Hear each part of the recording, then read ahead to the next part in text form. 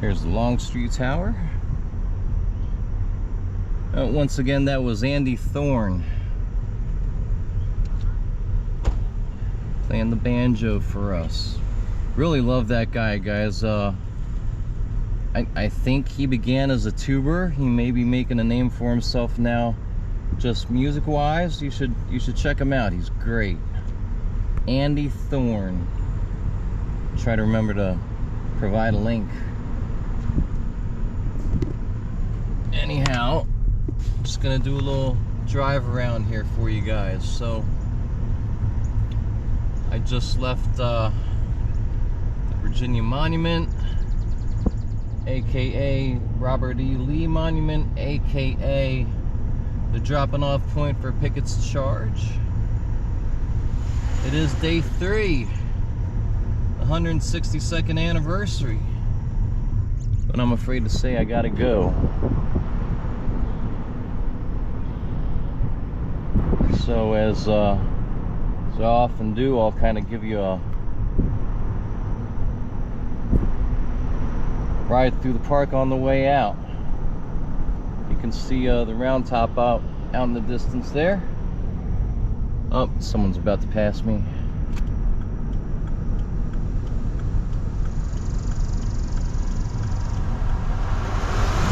Hello.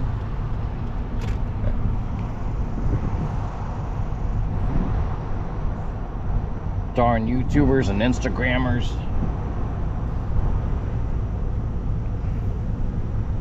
Not a bad morning.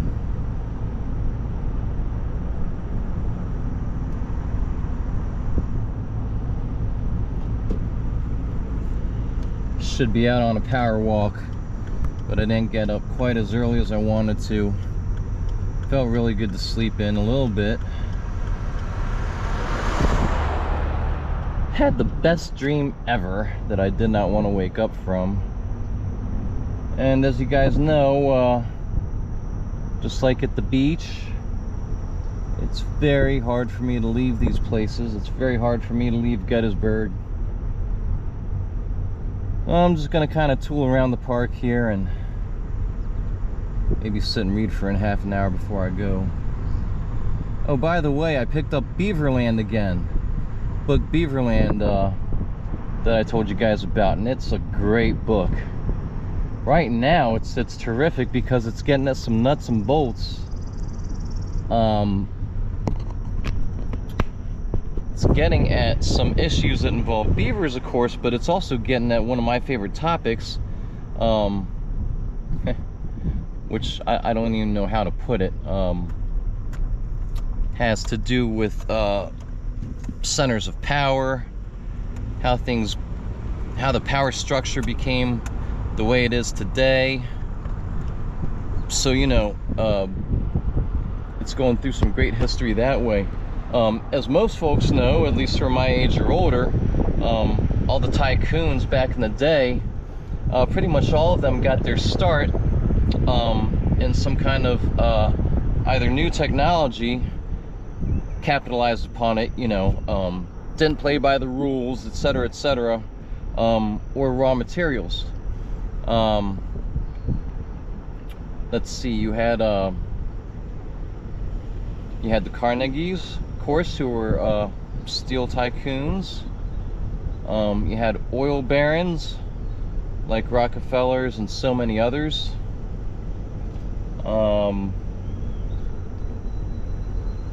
So on and so forth.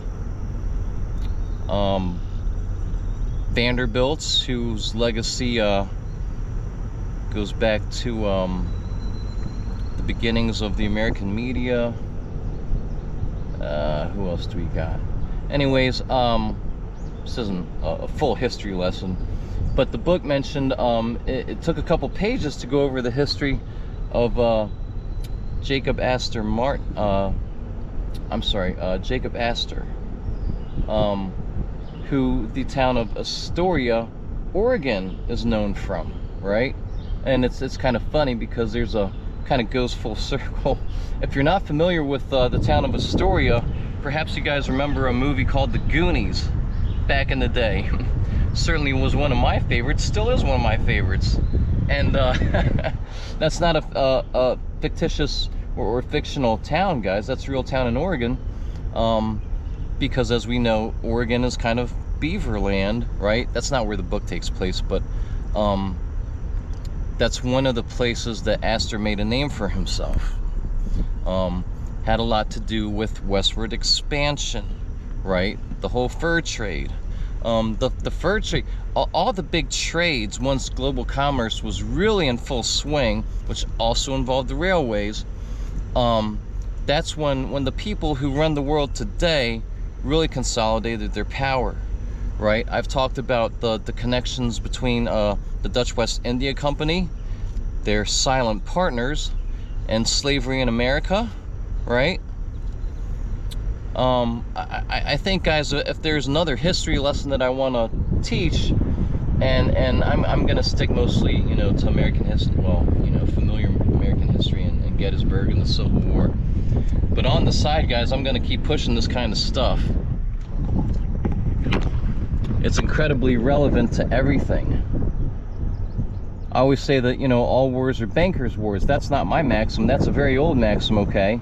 But you could add to that, all wars are bankers' wars, and the magnates who, you know, basically own industries or large portions of industries. Like the Vanderbilts, like the Carnegies, like the Rockefellers, like the Astor family, let alone the Rothschild family, and all these families, you know, to different degrees, are still in power today. Now the trick is, the power has become less obvious and diffuse. They have spread out their wealth instead of hoarding it in one, you know, literally one nuclear part of the family. Take the Rothschilds, okay? Another Jacob Rothschild, he doesn't have all the family's money, okay? He's extremely old now. He's about to kick the bucket, and I'm not going to shed a tear when that happens. But the Rothschild money is spread out, and it's so diffuse. It's very hard for even experts or people who are really interested in it, like I am, to track it all down. But if you put the family members together alone, right, I mean, each one is only worth some just a few million, 20 million, 50 million, some into the billions. But if you add it all up, it's a big chunk of change. And of course, then are their assets, both known and hidden. There's you know, all the dirty money and you know, shell banks and the Cayman Islands and, you know, stuff like that, right? So they've made it very hard to pinpoint and to trace. But trust me when I tell you that many of these old money families still wield lots of power in America.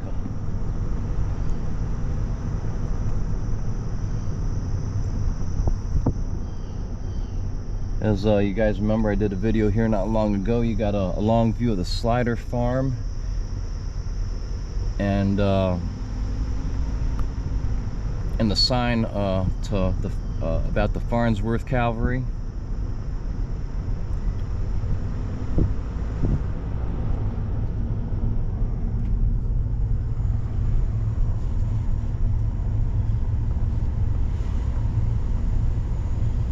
Gosh, I love this park. But not to beat on the last topic, guys, but there's history behind history behind history, and that's one thing I wish to impart to you folks.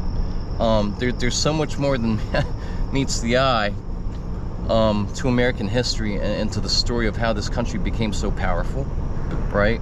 And again, the Civil War is a part of that tale, just not in ways that people understand. But this much I promise you, I think it's worth looking into.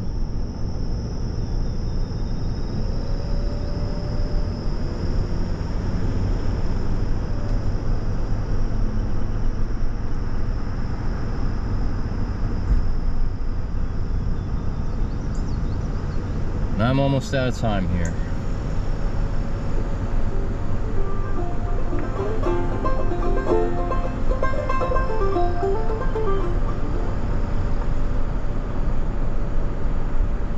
Alright, looks like we won't get to the next destination. This area here is kind of like a corridor between parts of the park. Gonna have to sign off. Take care, guys. It's been a pleasure. Hope you enjoyed. Hope you got something out of it. See you on the next one.